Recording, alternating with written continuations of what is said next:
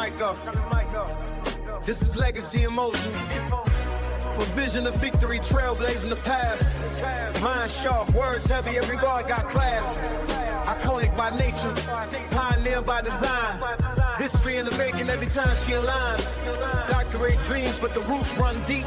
Built from the grind, now the whole world speaks. Culture, purpose, power when she steps in the room. Drop gems so real, make the future zoom. Yeah.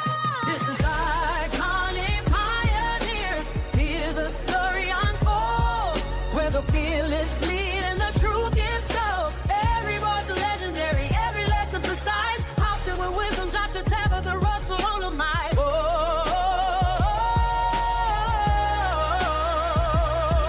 Press play.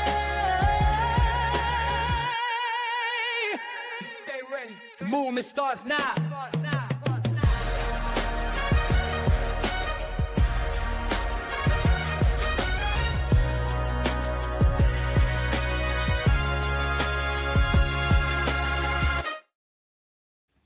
Hello, and welcome to the Iconic Pioneers podcast, the space where disruptors, trailblazers, and bold thinkers gather to rewrite the rules of success. I'm your host, Dr. Tabatha Russell, and on this show, we go deep with those who aren't afraid to lead differently, those who building legacy, impact, and authority that echoes for generations. I have the amazing opportunity to be here with Dr. Jacqueline Dowdy, who is doing some amazing things in the nonprofit space. Welcome in, Dr. Jackie. Thank you, Dr. Tabatha, for having me. It's good. Yes, I am so excited for our interview on today. Can you go ahead and share with our audience who you are, what you do, and the genius that you share with the world? Yes, my name is Dr. Jacqueline Dowdy, and I specialize in nonprofit development and implementation and the management of nonprofits.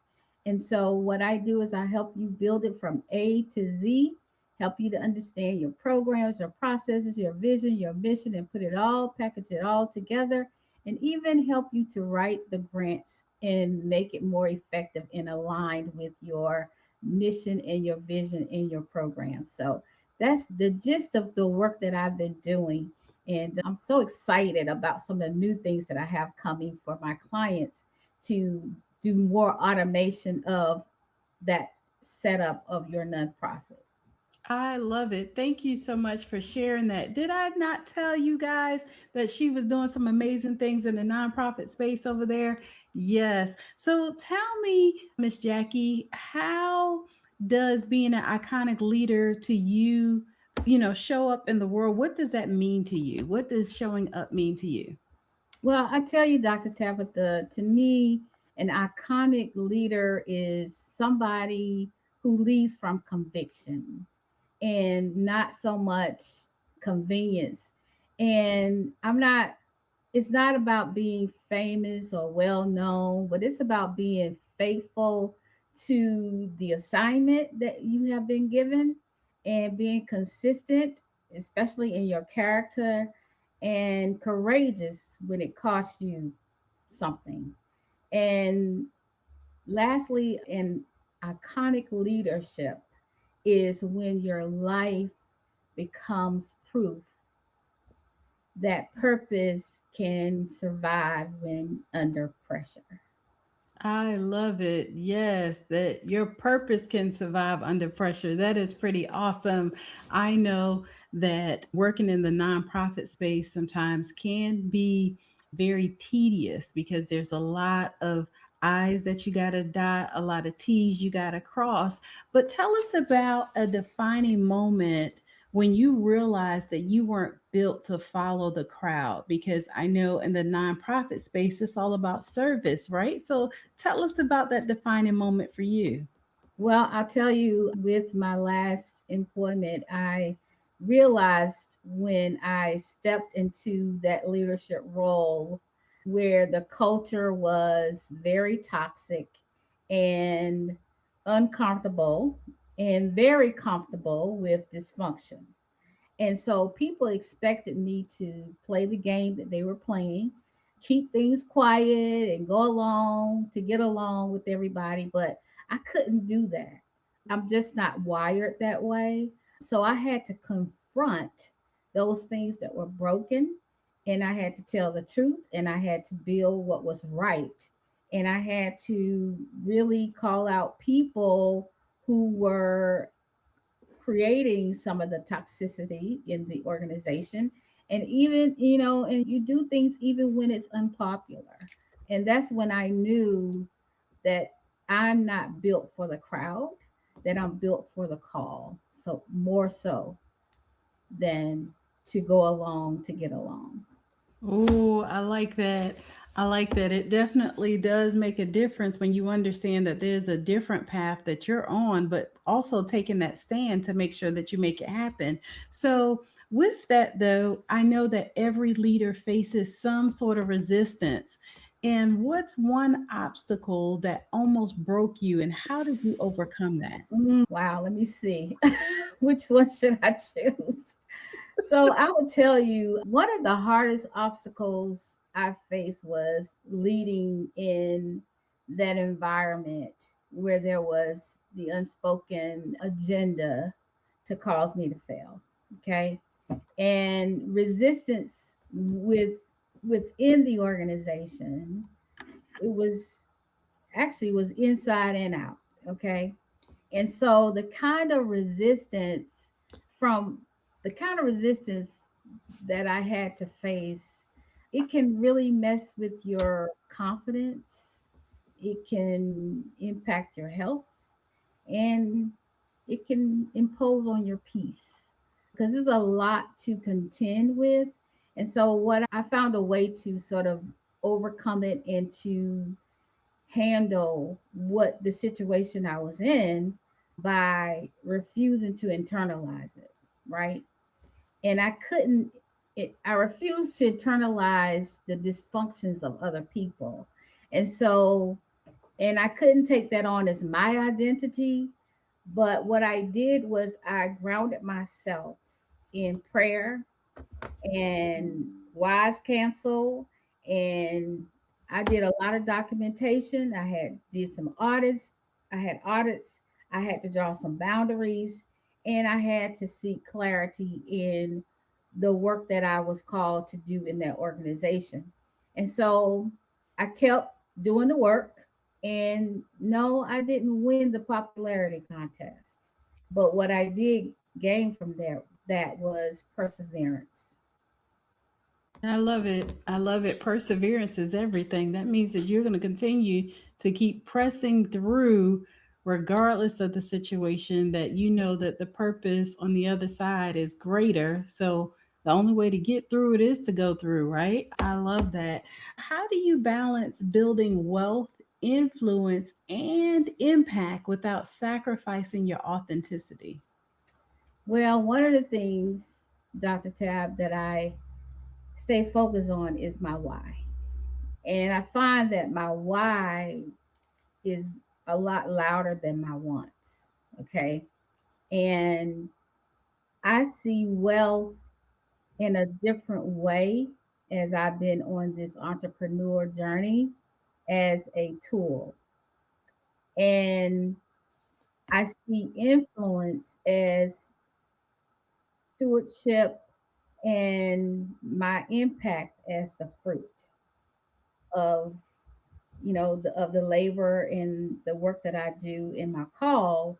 And I also see authenticity as, for me, is non-negotiable because it's too expensive to for me to, and it doesn't feel right for me to succeed as somebody else, right? So I have to be true to myself. So that's non-negotiable. And I'm learning more and more not to chase rooms, but to focus on building results. And, as far as my image is concerned, my goal is to deliver transformation for other leaders and for organizations to be successful. And what I do often for myself is I do a self check. and check it to see if I'm really building my this platform or my business for to get kudos and applause, or am I building it because this is my assignment? This is my call. So, and a lot of times as leaders, we can get caught up in want the applause or whatever, but I try to stay on purpose and stay committed to what I've been called to do. I love it. Stay committed. Mhm. I will say that is huge, especially in this day and time. It's very easy to get caught up in what's going on or following the noise of the crowd. So that is pretty awesome. So, what's a myth about leadership or success that you believe needs to be dismantled immediately? Oh my gosh. I will tell you something. We are coming up on the Powerful on Purpose Summit. And so I'm excited about it because when I read that, when I hear this question, it reminds me of what I want to say to leaders during that time. And because we talk about a new era leader, right? It's really not about, being so strong, but I want people to understand that real leaders, we struggle. Real leaders have struggles, okay? Mhm. And leaders struggle, and most of the time, leaders struggle silently. And another myth that I want to present here today is that success is not proof of a healthy leadership. It really isn't. Because the truth of the matter is success is going to come, but it does not give proof to healthy leadership. And you can, because listen, you can be winning the people over, and at the same time we can be leaders who are suffering privately. And I've experienced it. This is not theory, this is something that I've experienced as a leader, because we do go through things, but we still have to show up, right? And I believe that we've gotten normalized that leadership requires support, healing, emotional intelligence, and strong systems, and not just being in the hustle and having the charisma, but it requires us to really understand ourselves as a leader. Hey, I need support. Hey, I need some healing to take place. And hey, I need to become more aware. I need some emotional intelligence going on. So that's kind of where I am in my journey with leadership. And when I think about the myths of leadership, how people see that, because people are always striving for success, but that doesn't make you a healthy leader. I love it. I do believe that it's counterintuitive to try to serve from an empty cup, right? Like we Mhm. got to first fill our cup to make sure that we are positioned properly to be able to go ahead and serve others.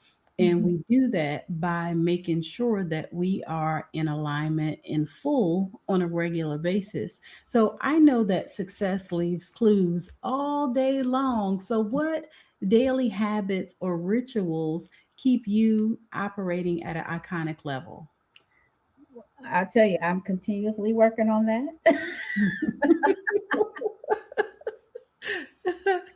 Because I know sometimes it's so much, it can be overwhelming, but I try to start my day with some alignment, okay, with, especially with prayer and some meditation. And I would say that my quiet time is my superpower. When I'm quiet and I am able to just focus and work, that is my superpower. I don't really want to talk to anybody. I just want to work and stay focused. And sometimes I neglect some things outside of me to stay focused. But I try to, as best as I can, keep things organized in my life and my business, but sometimes that's not as balanced because I want to do more business than I want to do life, right? And I think that's because I'm trying to build this business and make it more robust and building systems around it. So I know that I have to get better at that, but I'm learning. And I believe that leaders don't stop learning, you know, and we have to take care of ourselves. I get it, we do. And I'm not a good one to advise anybody, but I know that you have to take care of yourself. And I am working at that. And I'll tell you, I have a great coach who really talks a lot about that. Dr. Tab, you talk a lot about that, taking care of yourself. You talk a lot about showing up. You talk a lot about, getting up in the morning and starting your day right so that you can, have a productive and effective day. And so I've learned a lot of things just from you in the way that you have position yourself to be successful and use those rituals that you use to help you get through and do all the stuff that you do. So I'm learning and I'm working on it. I love it. So, yes, I do believe that we should have daily habits, right? Those daily habits allow us, though, to set up what our day is potentially going to look like. I am the first to say that every day is not our best day. Mm-mm. However, we can get up in the morning and command our day to say that it's going to go this way. And by putting good in, good naturally comes out, Yeah. right? And being able to just spend time with yourself, with your thoughts. You talked about emotional intelligence earlier. That can be game changing, right? Because when you are dealing with clients, when you're dealing with the public, when you have life going on, I always hear the term life be lifing and stuff like that. You are conditioned to handle it, right? Mm-hmm, Because mm-hmm, if we believe like the word says, the word tells us that we can do all things, first of all. mm-hmm. But then, as we are conditioning ourselves to be able to do as the word says, by how is it said? God will put no more on you than you can bear. Mm-hmm. Okay, so if we believe that, right, and Exactly. condition Yes. ourselves to that, then okay, I'm just keep going, Yeah. right? So Yeah. I know that it is super important. So on this show, we talk a lot about legacy and generational building. So legacy, I know, is more than wealth, but what legacy are you intentionally creating for generations to come? Well, throughout my leadership journey, you know, you run into a lot of challenges in that on that journey, and you often be like, why is this happening to me? But I've come to understand that it was all part of my process, all part of preparation for me, and a part of my legacy, right? Because it's through those challenges and through those opportunities that I had to be in leadership in the workforce that I've been able to build a legacy and really look back over that experience and see and pull from it to help me to build that legacy. And the legacy I believe that I'm building right now is a legacy of resilience, truth, and transformation. And I want people to look at my life and know that you can come from lack, you can have gone through adversity and still lead with excellence and integrity. Mhm. Mhm. And so, and I can tell you that's my testimony, okay? And I take all of that and I, you know, roll it into all of my legacy. It's part of my legacy because it's my testimony. And at the same time, I'm creating tools and systems and training to help other leaders, especially in the nonprofit space, also in higher education and in the faith-based spaces. And so I want to be the one that build organizations that outlast the leaders. That's right. That's right. Having those systems in place is everything, right? That's the lifeline of the business, and it allows you to be able to concentrate on other things that's super important, right? And having that legacy that will outlive you, Yeah. who that speaks volumes. So, here on the show, we like to talk about leadership a lot, but we also talk about luxury and legacy here. So, how do you personally define luxury as a leader? Well, I'll tell you, I have been studying on and looking at prosperity. I've been studying the word and I've been teaching on prosperity. And so, prosperity is shalom, which is peace. And so, with the teaching of prosperity and understanding that first, prosperity is your peace. And so for me, the luxury for me is my peace, having my peace. And I am at this place in my life where I'm really understanding that, and I follow what the scripture says: seek ye first the kingdom of God and his righteousness, and all these other things will be added. And so for me, it's about setting my priorities and understanding when I set those priorities, especially priorities on kingdom and on Christ, then the luxury and the wealth and all of that other stuff will follow me. And so with that, having that peace and knowing that regardless of what I'm going through, regardless of how tough it is, and regardless of the challenges that I may face while on this journey of entrepreneurship and helping people, that I have peace. And that peace allows me to do my work and and then also being in this entrepreneur space, it does give me ownership of my time, and it helps me to stay aligned, and it also helps me to take care of my health, which I'm still working on that too. I love it. I But love it. Well, the I can point just that I'm say, trying to make is that, that can stay connected, and I can take my life and make it what scripture says, right? And live it out in peace. So I would say that's my luxury. I love it. I love it. Peace is everything, right? That's how you get to have balance.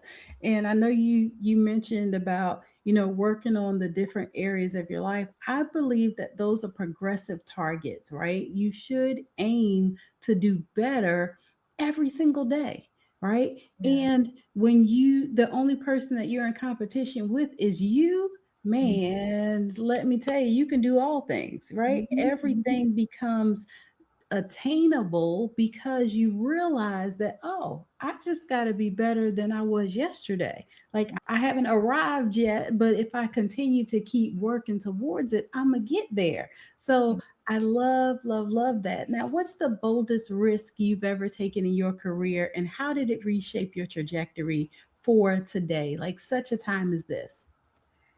Well, I'll tell you the boldest risk, it was just stepping into this entrepreneurship space.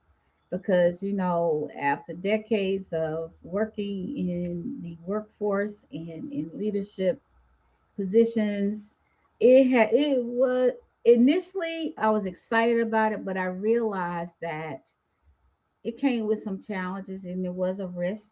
It's a risk financially because you don't have that steady income coming in, but you have purpose, right?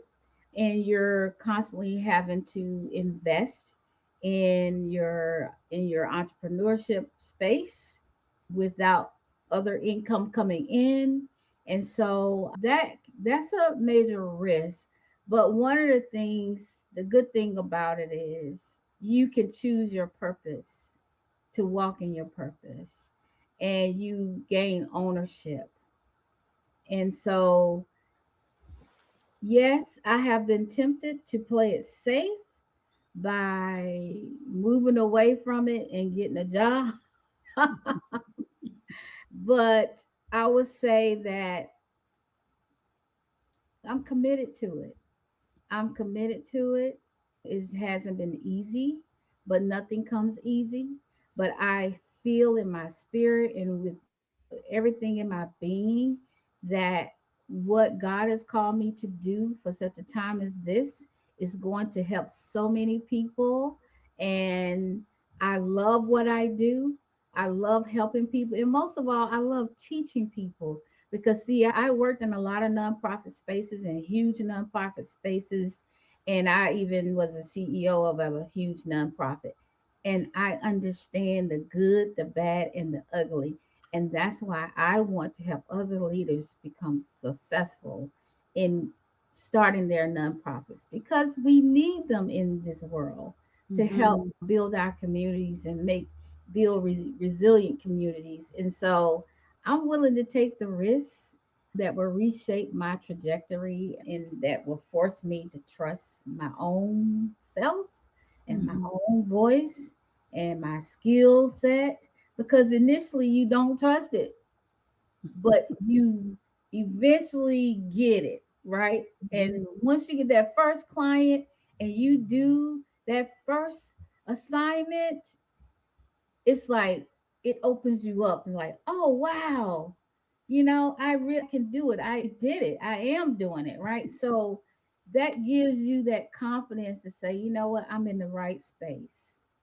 And it's almost like until that happens, you get that first client, man, that just boosts you up to keep on going forward. So yeah, that's what I would say is my boldest risk.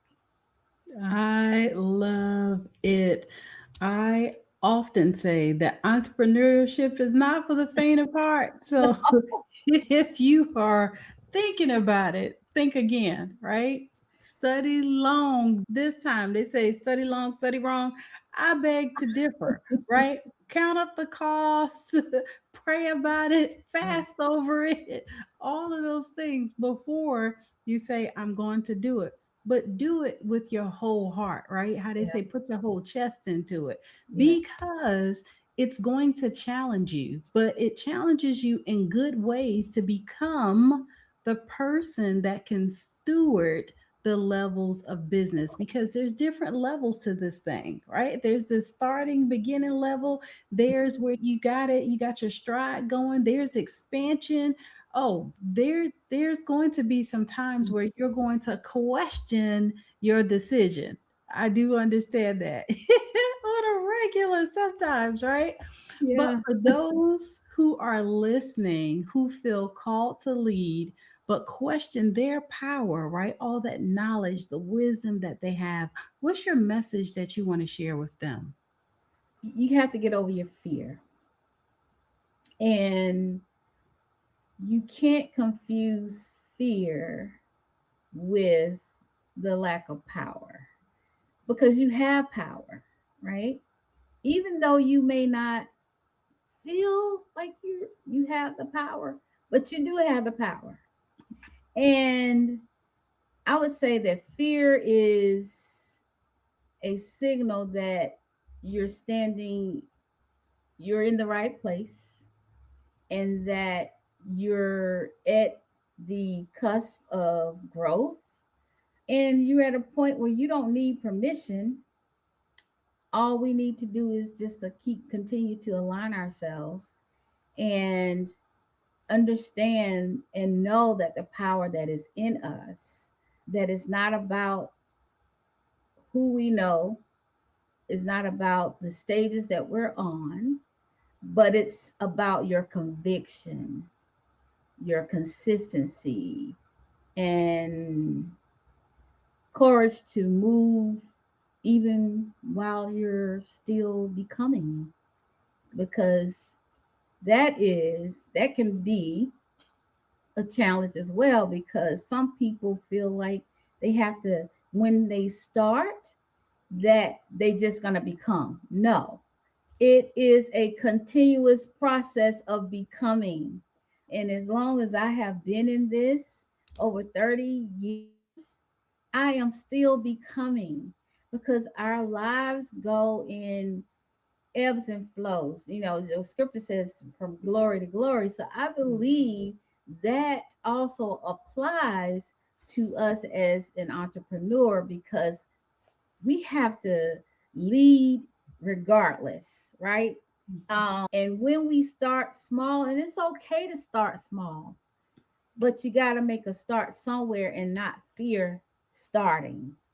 And once you start, you can't fear while you're in it. You have to keep moving forward, because it's more than just the beginning, because there is a lot more to discover. And that's what I am getting out of my journey, is that I am discovering more and more, not just about my business, but about myself as a leader. And instead of listening to what everybody say, I need to understand what I need, right? And so I think people have to really understand, what is it that you need to help you to move forward and grow. And don't, I mean, it is, and yes, you need people like a Dr. Tab in your corner. You cannot isolate yourself. You have to be connected to the right people who are going to pour into you and encourage you and push you and be objective. And so that's what I would give to people who are stepping out and taking this journey of entrepreneurship. I And love it. I love it. You definitely dropped some gems there and gave a lot of wisdom. It is the journey of entrepreneurship is something definitely not to take lightly. However, it comes with a lot of rewards, right? Just knowing that you're helping people.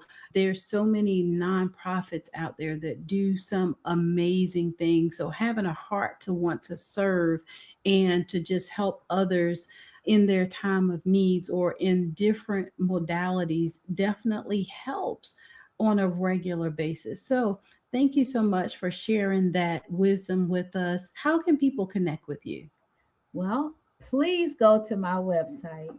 It's www.getviasolutions.com. That's www.getviasolutions.com. And when you go to my website, you will discover all the things that I do. I work with higher education, I work with K through 12, and I also work with small business owners as well as faith based leaders and nonprofit leaders. But go on my website and find your success path. I have gifts for you when you click on those links to finding your success path. And also, I have an event coming up, and I want to talk about the faith in the community, because that's what nonprofits are for. It's for us to give to our community, to have a positive impact on our communities. And so I'm doing a summit coming up in May, but I'm looking for speakers.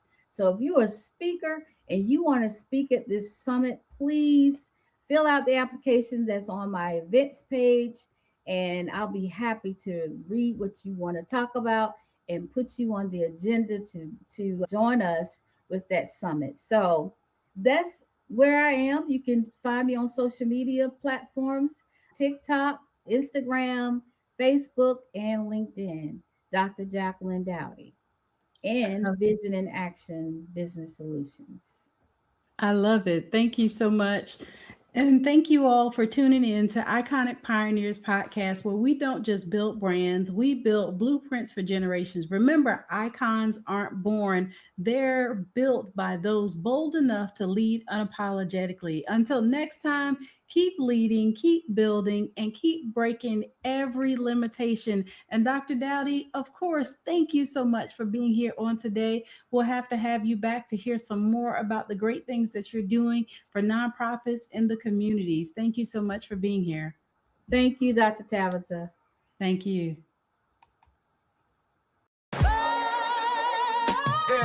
This is iconic pioneers. Hear the story unfold, where the fearless lead and the truth gets told. Every voice legendary, every lesson precise. Housed with wisdom, Dr. Tabatha Russell on the mic.